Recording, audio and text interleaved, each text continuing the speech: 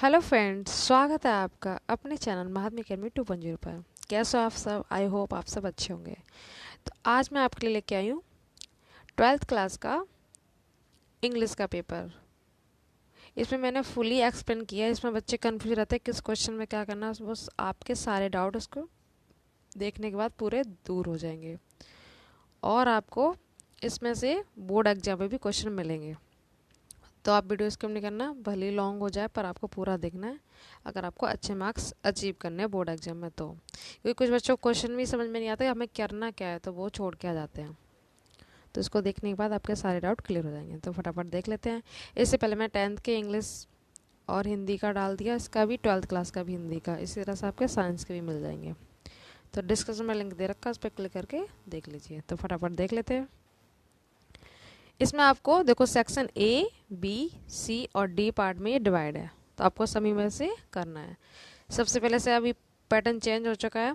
अभी आपको पहले ग्रामर देखनी है, अनसीन पैसेज, उसके बाद सीक्वेंस में चलते जाएंगे, लास्ट में आपको मिले क्वेश्चन आंसर कैसे करना है। तो सबसे पहले ग्रामर आएगी, तब आपको वो करना है। और पेपर आपका 100 मार्क्स का होता है। इसमें प्रैक्टिकल मार्क्स नहीं है, जैसे आपको 10th में मिलते थे ना 30, ऐसा इसमें नहीं है, आपको 100 का मिलेगा। ठीक है, उसमें से आपको लाना है। साइंस का जो होता है उसमें प्रैक्टिकल मिलते हैं, बट इंग्लिश हिंदी में नहीं मिलेगा। तो आपको ये पैसेज दे रखा है, इसको आपको रीड करके आंसर देने। इतना बड़ा पैसेज है, देखो A B C D parts में है। तो सबसे पहले हम क्वेश्चन देख लेते हैं। अगर पूरा पढ़ोगे तो बहुत टाइम लगेगा, तो क्वेश्चन देख के आपको आंसर ढूंढने हैं। तो देखो ये ई पार्ट तक आपका पूरा है, फिर यहाँ से हमारे क्वेश्चन स्टार्ट हुए। ए में देखो 1 2 3 4 5, ये 5 क्वेश्चन पूछेंगे। फिर बी में से पूछेंगे 1 2 3। तो इन सभी के आंसर आपको इन सबको रीड करके देना है पूरा पैसेज। तो फर्स्ट क्वेश्चन है, how can be make our life meaningful? अपने जीवन को अर्थपूर्ण कैसे बना सकते हैं? तो मैंने आपको बताया था इससे पहले भी कि स्टार्टिंग क्वेश्चन आपको स्टार्टिंग के लाइन में ही मिल जाते हैं। इस तरह से स्टेप बाय स्टेप चलते जाओ, आपको मिलते जाएंगे। तो फटाफट देख लेते हैं।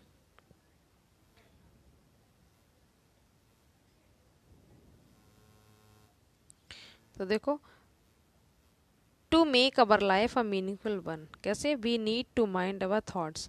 सबसे पहले हमें अपने विचारों को डेवलप करना है माइंड में। For our thoughts are the foundation, क्योंकि हमारे विचार ही उसका आधार होते हैं। फाउंडेशन मतलब आधार। The inspiration and the motivating power of our deeds. Deeds का मतलब होता है कार्य, तो ये यहाँ तक आ जाएगा। इस तरह से हम अच्छे थॉट्स के द्वारा अपने जीवन को अर्थपूर्ण बना सकते हैं। उसके बाद सेकंड देखो, सेकंड क्वेश्चन है, why does Krishna say no man rest a movement inactive? Rest का मतलब क्या होता है, पहले ये देख लो। इसका मतलब होता है पुनः स्थापित करना। ऐसा उन्होंने क्यों बोला था, तो ये देख लेते हैं रीजन कि पुनः स्थापित कैसे नहीं हो सकता। तो देखो इसका भी आंसर इसी पास से मिलेगा, ये सब दे रखा है। यहाँ से देखो, Krishna says no one rest a movement inactive. तो इवन व्हेन इनएक्टिव, क्योंकि जब हम इनएक्टिव फॉर्म में होते हैं bodily plane, we are all the same acting on the thoughts. हम थॉट्स के अकॉर्डिंग अपना प्लान करते जाते हैं। Therefore if we observe, अगर हम अपने आप को ऑब्जर्व करते हैं, निरीक्षण करते हैं, तो we can easily mould our thoughts. ठीक है, माउंड मतलब ढालना या बनाना। तो विचारों को बना सकते हैं, डेवलप कर। अगर हम निरीक्षण करते हैं अपने विचार, हमने जो बनाए हैं वो सही है या गलत है, अगर आपने ऑब्जर्व कर लिया अच्छे से, तो आप अच्छे से करते जाएंगे। अगर नहीं कर पाएंगे तो नहीं होगा। तो इसका आंसर यहाँ से आप ले सकते हैं पूरा, कृष्णा से इससे। क्लियर? पैसेज में आपको थोड़ा लॉन्ग ही लिख दे देना है, क्योंकि इसी में से करना होता है ना। यहाँ तक फॉलो द सेम। आगे भी देखो, अवर थॉट्स आर प्योर। अगर हमारे विचार प्योर होंगे, पूरी तरह से शुद्ध होंगे, सज्जन होंगे, नेचुरली होंगे, तो हमें उसका रिजल्ट सेम मिलेगा। अगर हमारे थॉट्स कैसे होंगे, जेलसी होंगे, हेटर, अगर नफरत करने वाले होंगे, लालची वाले होंगे, तो उसका रिजल्ट भी हमें सेम मिलेगा। सिंपल सा है कि कहना चाह रहा है कि अगर हम हमारे विचार अच्छे हैं तो उसका रिजल्ट भी हमें अच्छा मिलेगा, अगर हमारे विचार बुरे हैं तो उसका रिजल्ट भी बुरा मिलेगा। तो आप यहाँ तक कर सकते हैं, इसलिए उसने बोला था, यहाँ पे लिखा ना कृष्णा से।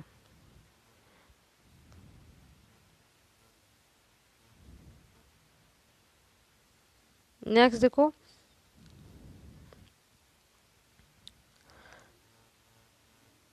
How do our thoughts affect the whole body, हमारे विचार हमारी बॉडी पे किस तरह से प्रभाव डालते हैं। तो अभी जस्ट मैंने आपको बताया कि अच्छा करेंगे तो अच्छा रिजल्ट मिलेगा, बुरा करेंगे तो बुरा मिलेगा। तो इसका देख लो यहाँ से कैसे आपको इसी में से पैसे से देना है। Thoughts is more dynamic than act, हमेशा गति में रहते हैं।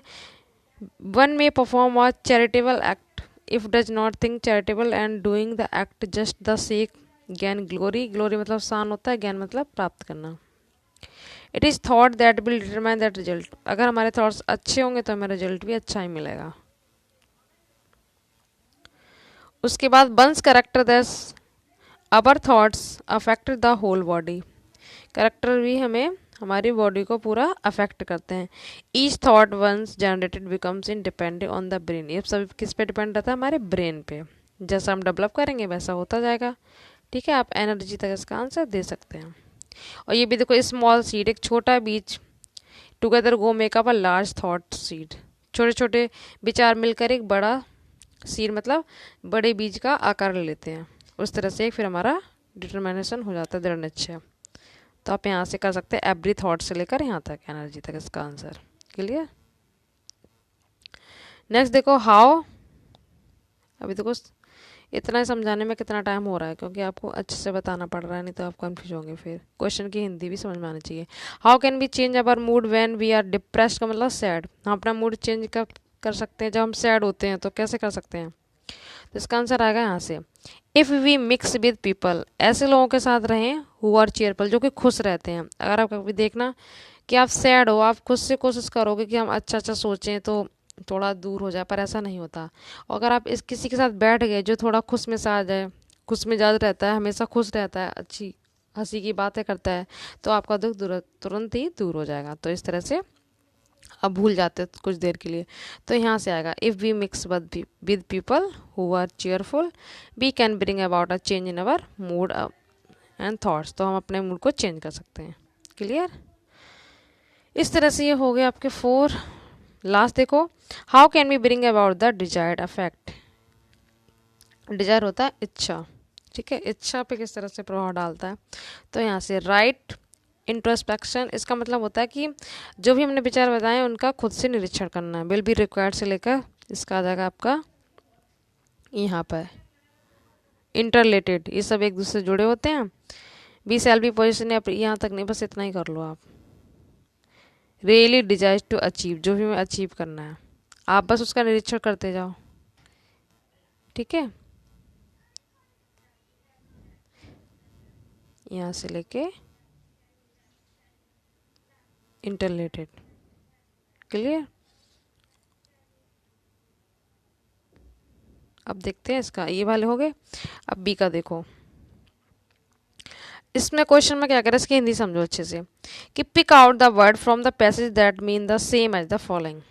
Para C, para D, para E. तो फुल ऑफ एक्टिविटी का जो मीन्स होता है, एक तरह से आप सिनोनियम से ले लो।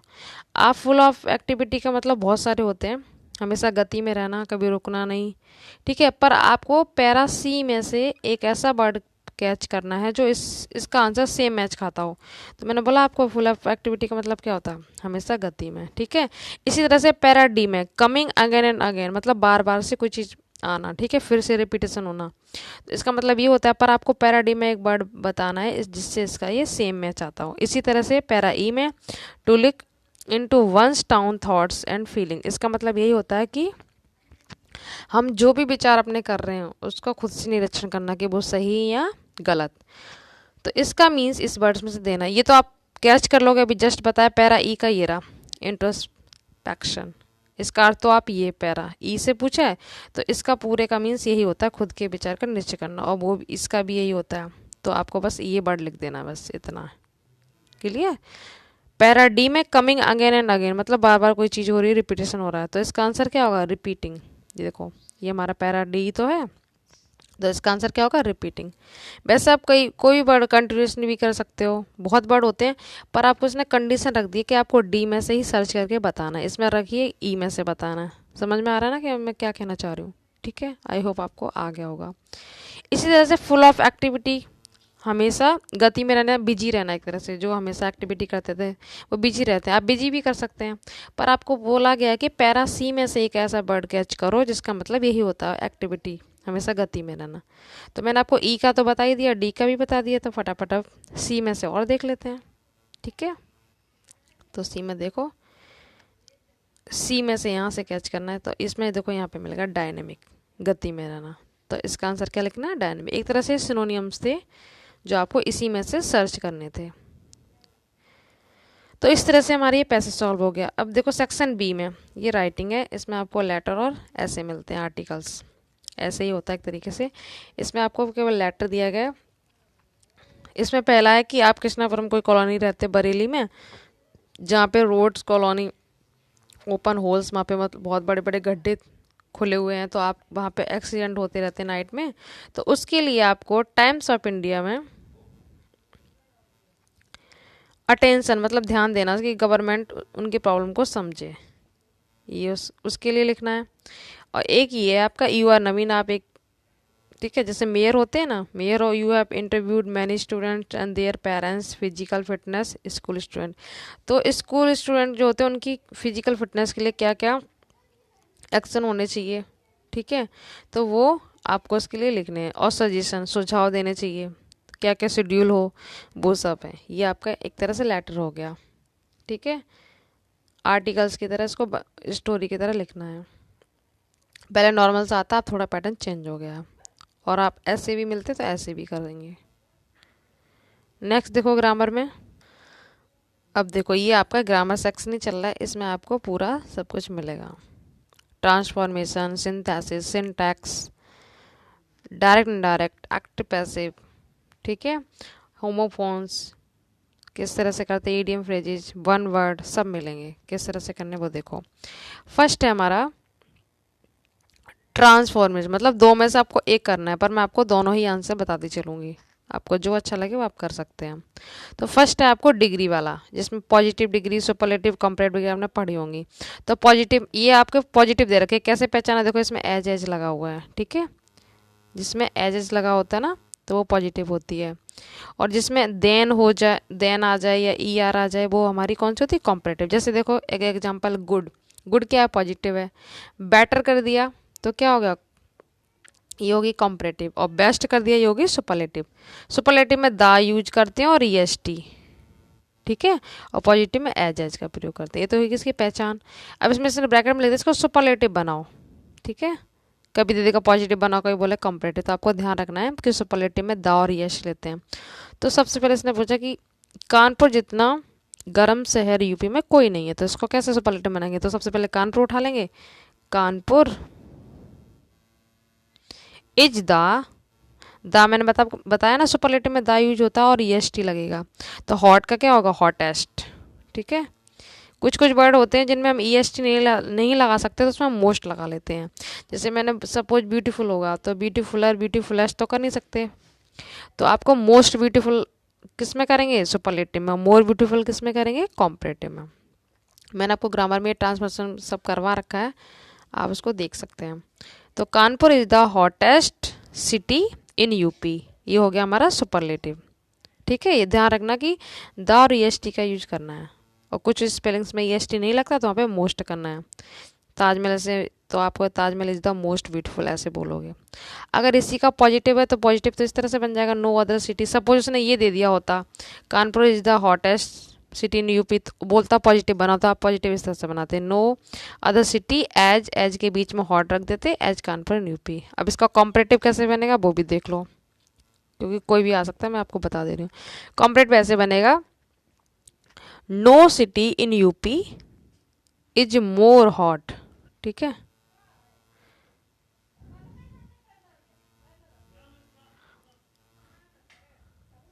या आप हॉटर भी कर सकते हैं, ठीक है। देन कोलकाता, अब देखो मैंने आपसे बोला ई आर लगेगा, इसमें तो मोर लगाने की जरूरत ही नहीं है।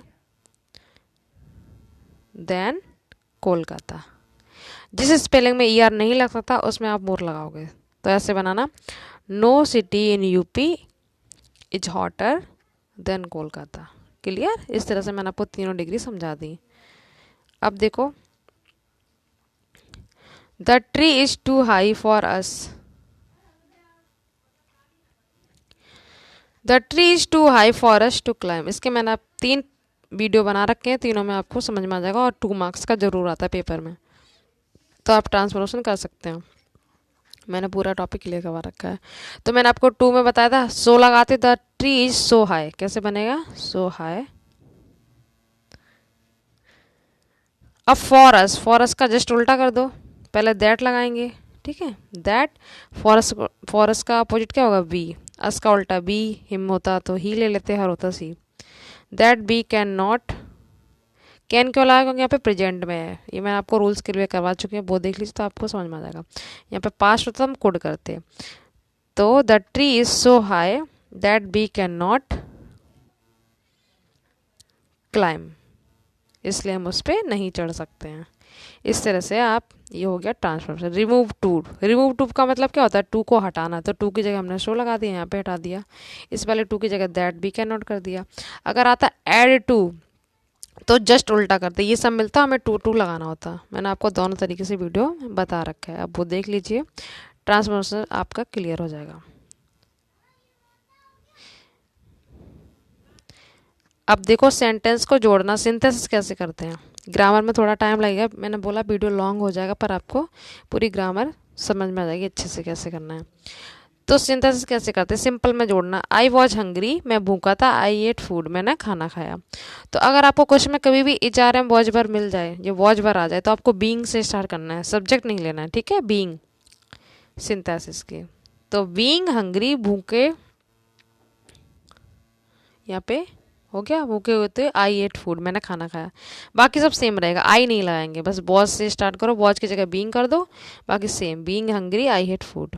नेक्स्ट देखो, I found my pen, it is lost, ये पास्ट पार्टिसिपल है, तो इसमें ये वाला प्रेजेंट का था, ये पास्ट का है। इसमें क्या करते हैं, 2 वाक्यों को एक वाक्य में जोड़ देते हैं। तो आई फाउंड, इसका कैसे बनेगा,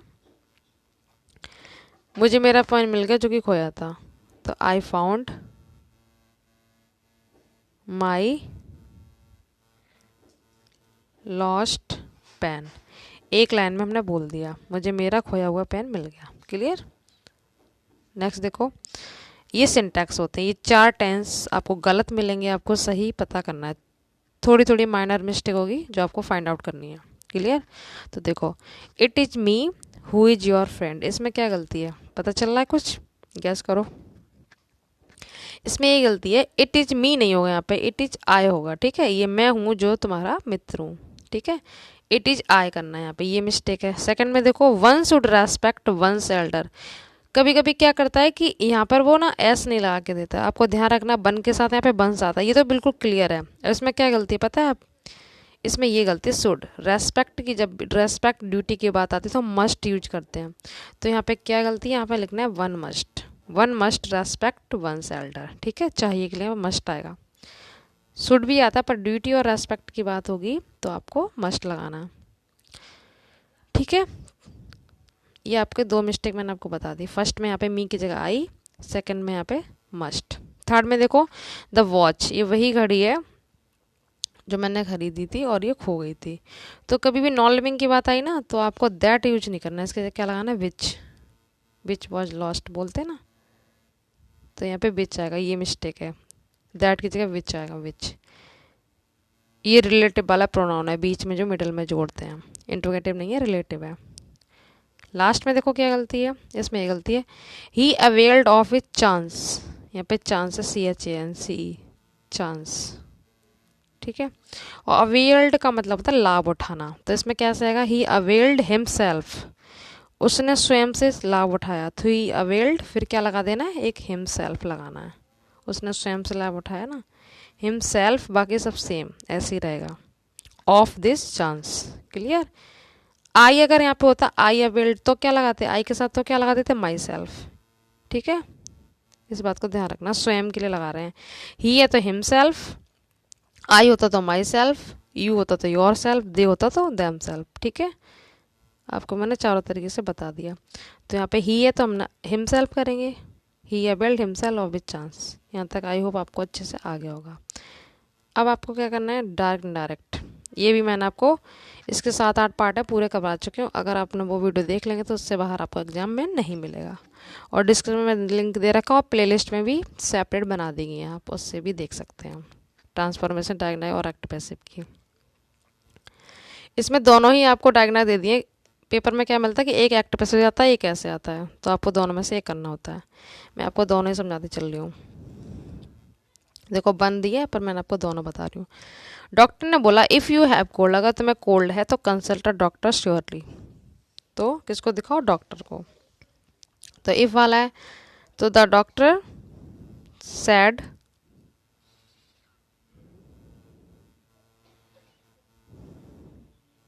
दैट इफ, यहाँ पे टू नहीं है तब भी आप टोल्ड कर सकते हैं यहाँ पे कि बताया, ठीक है। वैसे सैड टू आता तो टोल्ड करते हैं, पर इफ वाले टेंस में सैड का आप टोल्ड कर सकते हैं। द डॉक्टर टोल्ड, ऐसे भी कर सकते हैं। दैट इफ का इफ लिख दो। यू ऑब्जेक्ट अकॉर्डिंग चेंज होता है, यहाँ पे ऑब्जेक्ट मिला नहीं है तो आप कुछ भी मान सकते हैं। ये आप जब वीडियो मेरे प्रॉपर देखेंगे ना रूल्स के अकॉर्डिंग, तब आपको अच्छे से आएगा। कुछ सपोज कुछ नहीं है तो आप आई ही जो भी मन करे वो मान लो। मैंने यहाँ पे आई माना है, तो इफ़ आई हैव कोल्ड, ठीक है। कैसे करना है? The doctor told if I have cold consult a doctor surely, ये हो जाएगा इसका। नेक्स्ट देखो, he said to me let's play Holi today, let's not, I replied.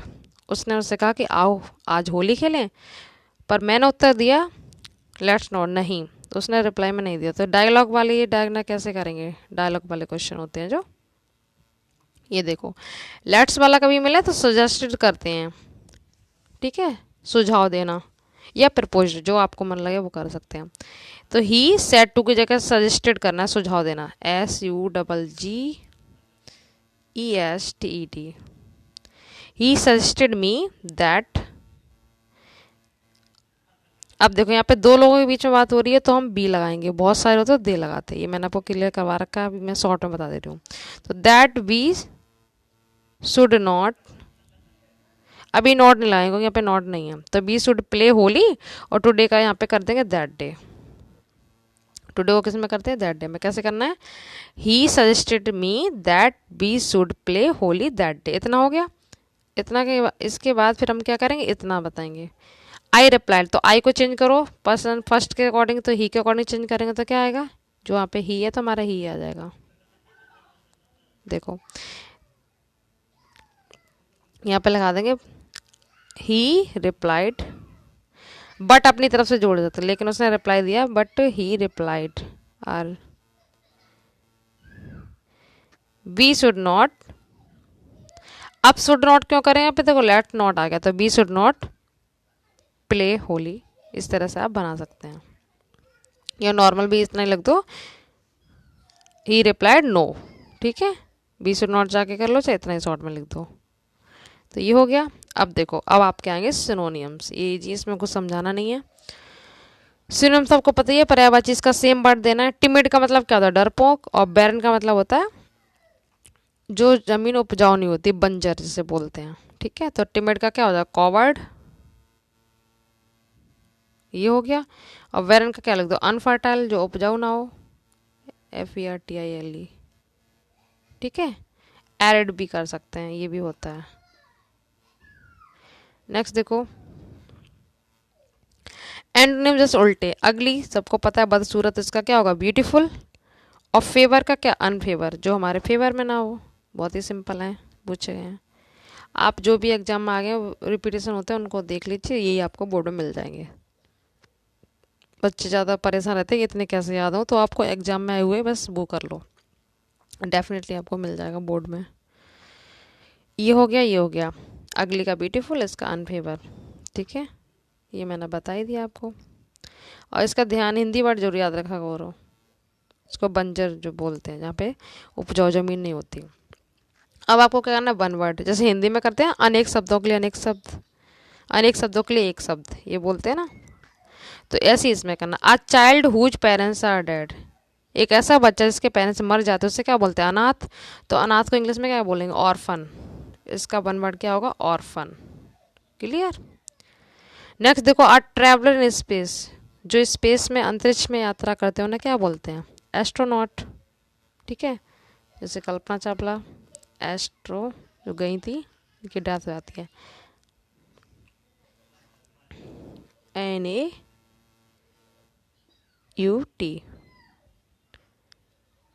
ASTRONAUT, astronaut.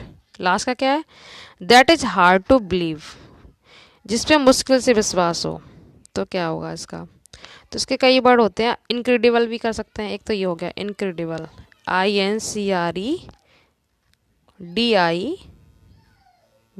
Incredible. एक अनबिलीवेबल भी कर सकते हैं। ठीक है, दोनों में से आप जो इनक्रेडिबल अनबिलीवेबल में से जो अच्छा लगे वो कर लीजिए। तो ये हो गया वन वर्ड। इसमें आपको कितने करने होते हैं? गिव वन वर्ड, ये तो आपको तीनों ही करने यहाँ पे ये सारे। ठीक है, इसमें चॉइस होती है।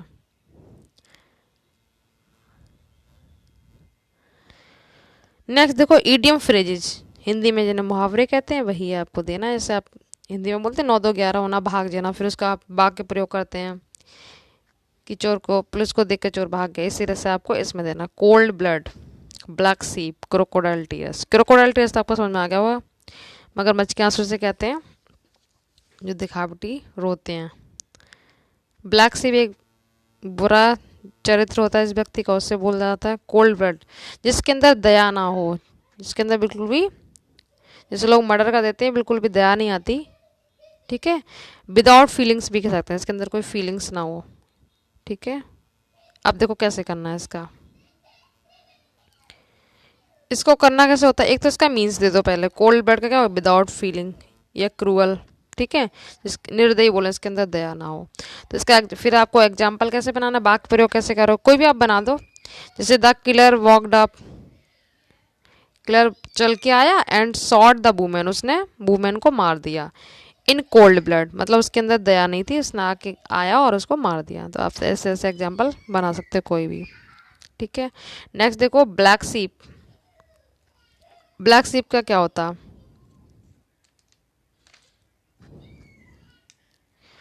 पर्सन ऑफ बैड करेक्टर, जिसका करेक्टर बुरा होता है।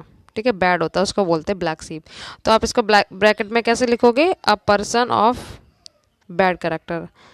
एग्जाम्पल कुछ भी लिख दो, every one in his group is good, मतलब सभी उसके ग्रुप में ठीक हैं। बट ही हैज प्रूव्ड, पर वो अपने आप को ऐसे प्रूव करता है एज अ ब्लैक सीप। ठीक है, जैसे उसका कैरेक्टर कितना बैड हो। तो इस तरह से आप एग्जाम्पल कोई भी बना सकते हैं, जैसे आप हिंदी में बनाते हैं वैसे इसका कोई भी लिख सकते हैं पर्टिकुलर। लास्ट है क्रोकोडाइल टीयर्स, मगरमच्छ आंसू या घड़ियाली आंसू से बोलते हैं। तो इसका क्या होगा? हाइपोक्रिटिकल ग्रीफ, ऐसे दिखाते हैं जैसे कितना दुख हो। क्या बोलेंगे? हाइपो, HYPO, हाइपो, क्रिटिकल,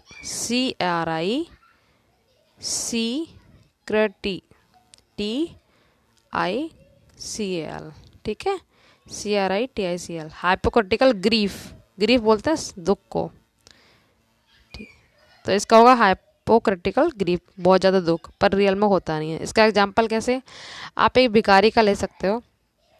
कुछ बैगर ऐसे होते हैं जिन्हें कोई मतलब ज़्यादा नाटक करते हैं उसका दिखाने का, तो आप लिख सकते हो many beggar shed crocodile tears, बहुत सारे बैगर इस तरह से दिखाते हैं crocodile tears to seek alms. Alms का मतलब होता है भीख मांगना,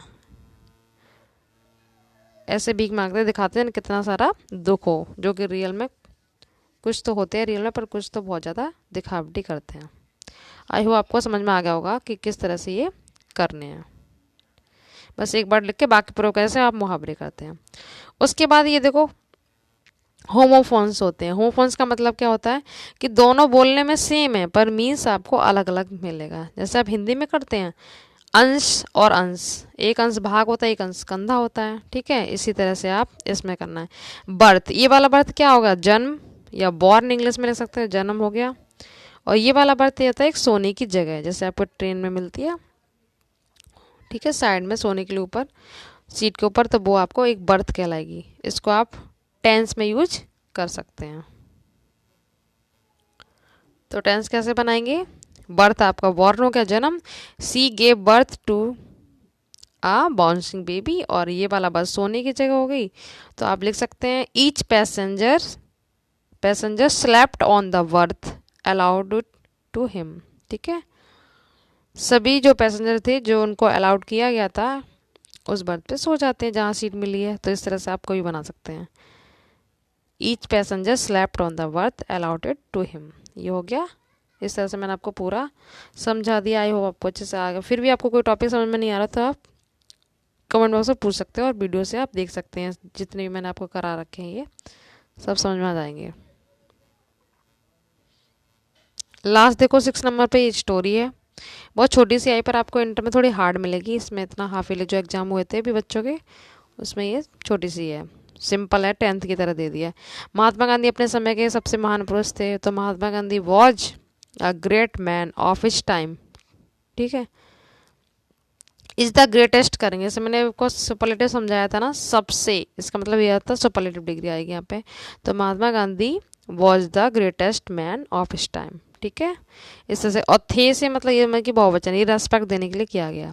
उनका जन्म 2 अक्टूबर, ये तो पता ही है। तो ही वॉज बॉर्न 2 अक्टूबर इन 1869 इन गुजरात। ये हो गया। उनको जीवन में सादा रूप अत्यंत पसंद था। तो he liked simple life very much. इस तरह से आप बना के देख सकते हैं। वे सभी को समान दृष्टि से देखते थे। तो ही सी एवरीवन आर लाइक, सभी को एक समान देखते थे। इन हिज साइट, ऐसे ही बोल सकते हैं अपनी दृष्टि से। और इसलिए and that's why the people call him nation of father. ठीक है, इसीलिए उन्हें राष्ट्र का पिता कहते हैं लोग। पीपल कॉल, एस नहीं लगेगा, बहुवचन है, प्रेजेंट टेंस हो गया ना। ये मैं टेंस भी आपको करवा रखे हैं, प्लेलिस्ट भी बना दी इसकी, देख सकते हैं आप। तो स्टोरी बनाने के लिए आप टेंस जरूर देख लीजिए, प्रेजेंट पास्ट फ्यूचर, तो इसमें से आपको मिल जाएगा। अब 7 में आपका ये लिटरेचर, ये डी पार्ट में आपको पूरा लिटरेचर है। ठीक है, आपको प्रोज में ये क्वेश्चनों के आंसर देने हैं 30 में। 3 में से आपको 2 करने हैं शॉर्ट और 2 में से 1 लॉन्ग है। ये प्रोज का पैटर्न है, 3 में से 2 शॉर्ट 1 लॉन्ग। इसी तरह से सप्लीमेंट्री में 3 में से 2 शॉर्ट और 1 लॉन्ग करना है।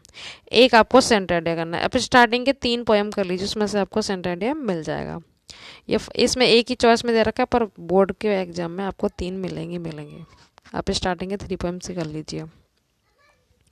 इसकी पोइटस और पोइट नेम जरूर कर लेना। कौन है? कमला दास। इन्होंने मदर की स्टेज का बताया, जो जिनकी माँ की डेथ होने वाली है तो उनके बारे में चिंतित रहती हैं कि इनको मैं दोबारा नहीं दे पाऊँ। ये वाली इसमें कहानी बताई गई है।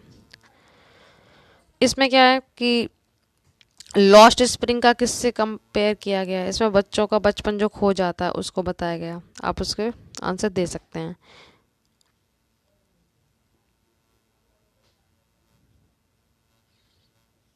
इसमें कि एम हमेल नामक जो व्यक्ति था, बच्चा, एक छात्र है जो कि टीचर था, ये इमोशनल क्यों हो जाता है।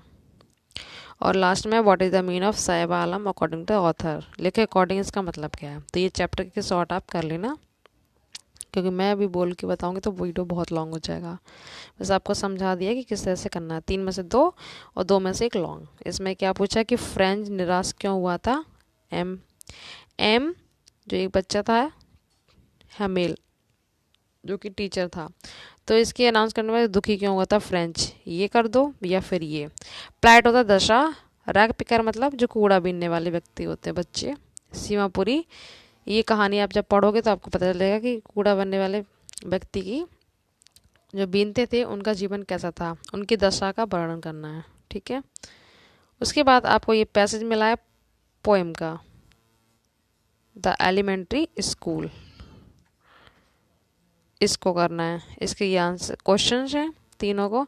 और पोएम के आंसर आप, प्रोज में क्या था कि उसी में से पढ़ के देने होते हैं, पर पोइट्री में क्वेश्चन के आंसर आपको थोड़े बढ़ा के अपनी तरफ से देने होते हैं। अगर उसको चैप्टर की आपको हिंदी आती है तो आप आराम से बना सकते हैं। इसमें फर्स्ट क्वेश्चन पूछा है कि शेक्सपियर जो थे, जिन्होंने इन्होंने बहुत सारे ड्रामा लिखे हैं, नाटक लिखे हैं, बहुत फेमस हैं। तो इसमें बोला गया कि शेक्सपियर को यहाँ पे बिग दुष्ट क्यों कहा गया है, इसका मतलब दुष्ट होता है। और सेकंड है मैप को यहाँ पे बुरा एग्जाम्पल क्यों बताया गया। थर्ड है इसमें बच्चों की दशा कैसी है, वो पूछी गई है। बच्चे की उनकी स्किन देखो यहाँ पे लिखा है किस तरह से हड्डियाँ कमज़ोर हैं, ये सब उनकी बताया किस तरह से वो। अब इसके आंसर कैसे करोगे। तो फर्स्ट क्वेश्चन का आंसर है बिग्ड क्यों बोला गया, क्यों, बिकॉज, यहाँ से लिखना say the work of Shakespeare is describe as bigged because the portrait of Shakespeare has no meanings for the children, क्योंकि उनका इससे कोई भी कॉन्टैक्ट या को रिलेशन नहीं है। ठीक है, ये हो गया। सेकेंड है कि मैप को बैड एग्जाम्पल क्यों गया है, जो क्लासरूम में मैप टंगे थे वो उसमें बैड एग्जाम्पल क्यों। इसमें कहानी है कि दीवार पे जो मानचित्र टंगा होता है ना, उसमें धूप समुद्री सब दिखाया गया है। तो जो झुग्गी झोपड़ियों के जो बच्चे रहते हैं उनके तो समुद्र से बहुत दूर है ना, वो वहाँ पे पहुँचने के लिए बहुत टाइम लगेगा उनको। तो उनके जीवन में तो अंधेरा ही है, उनको धूप भी नहीं दिखाई देती, झोपड़ियों में छोटी छोटी झोपड़ियाँ होती हैं। या बच्चों की दयनीय दशा बताएगी इसमें।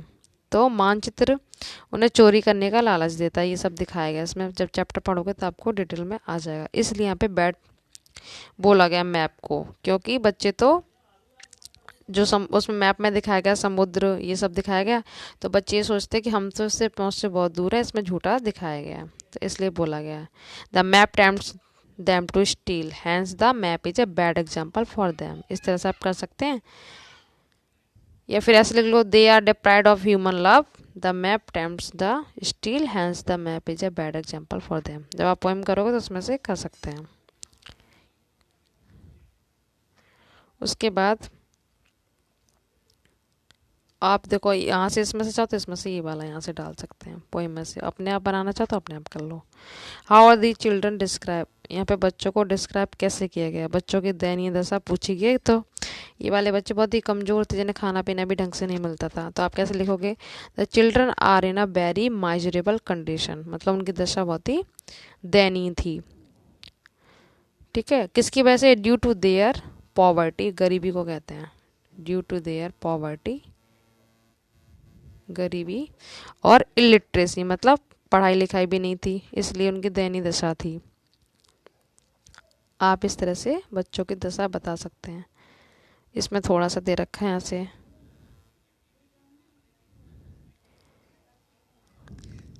और ये स्लम होता है ना, इसमें स्लम इसका मतलब होता है गंदी बस्ती, जहाँ पे ये बच्चे रहते थे, कूड़ा बीनने का काम करते थे, इसीलिए इनकी दयनीय दशा दिखाई गई है। जिन्हें प्रॉपर फूड भी नहीं मिलता था गरीबी की वजह से, ना तो वो पढ़ पाते थे। तो इस तरह से आप पोएम के आंसर थोड़े अपने डिटेल में भी दे सकते हैं, जब आपको कहानी पता होगी उस तरह से इसमें से थोड़े मिल जाते हैं। उसके बाद मैंने सेंटेंस बता दिया। सप्लीमेंट्री में सेम क्वेश्चन है, why do the people in the modern world can to escape. और दूसरा, prediction what was the made the tiger king's birth, मतलब जब टाइगर किंग का जन्म हुआ था तो क्या प्रेडिक्शन या भविष्यवाणी हुई थी। तो ये भविष्यवाणी हुई थी, जो एस्ट्रोलॉजर थे उन्होंने बोला था कि ये बड़ा होकर एक बड़ा योद्धा हीरो बनेगा, पर इसे मृत्यु को भी धारण करना पड़ेगा। ठीक है, ये कहानी अच्छी है। तो इन्होंने पूछा भी था कि मेरी मृत्यु किसकी वजह से होगी, तो इन्होंने बताया था कि बाघ की वजह से होगी। तो ये बहुत सारे टाइगरों का मर्डर कर देते हैं, 99 टाइगर इनकी वजह से ये मार देते हैं। जो 100 नंबर का टाइगर को मारने के लिए ढूंढते रहते हैं, जो कि मिलता नहीं है। तो इसमें एक कहानी है। फिर ये लकड़ी का एक टाइगर अपने बच्चे के जन्मदिन पर उसे देने जाते हैं, तो उसी की जो लकड़ी की एक होती है खपच्ची टाइप की, वो उसके अंदर इनके हाथ में लग जाती है, उसी से इनके हाथ में इन्फेक्शन हो जाता है और फिर उसमें से मवाद निकलने लगता है। फिर उसके 1-2 दिन बाद इनकी डेथ हो जाती है। तो इस तरह से जो लकड़ी का बाग था उससे इनकी मृत्यु हो जाती है, और इन्होंने 99 टाइगर को मारा था। और क्यों मारा था, देखो ये क्वेश्चन है ना, क्यों मारा था, क्योंकि जोशी ने ये बोला था कि तुम्हारी मृत्यु का कारण बाघ होगा। तो ये रियल में जितने थे उनको मार देते, 99 जितने भी इनको मिलते जाते हैं उनको मारते जाते हैं। पर जब इनकी डेथ हुई थी तो एक नकली जो लकड़ी का बना था, जो इन्होंने अपने बच्चे के जन्मदिन पर उसे गिफ्ट किया था, उसी के साथ जब खेल रहे थे तो उसकी लकड़ी के लग जाने से इन्फेक्शन हुआ तो उनकी डेथ हो जाती है। तो ये कहानी है। तो आप इस तरह से आप लॉन्ग में भी लिख सकते हैं, ये वाला ये दे रखा है, इनमें से कोई भी एक लॉन्ग कर सकते हैं, 3 में से कोई शॉर्ट। तो मैंने आपको पूरा पेपर फुली समझा दिया। आई होप आपको समझ में आया होगा। अगर वीडियो अच्छा लगा हो तो लाइक शेयर कर दीजिए, चैनल को सब्सक्राइब जरूर कीजिए, और जितना हो सके शेयर कीजिए, जो भी बच्चे प्रिपरेशन कर रहे हैं तो उनको भी समझ में आ जाए। Thank you so much.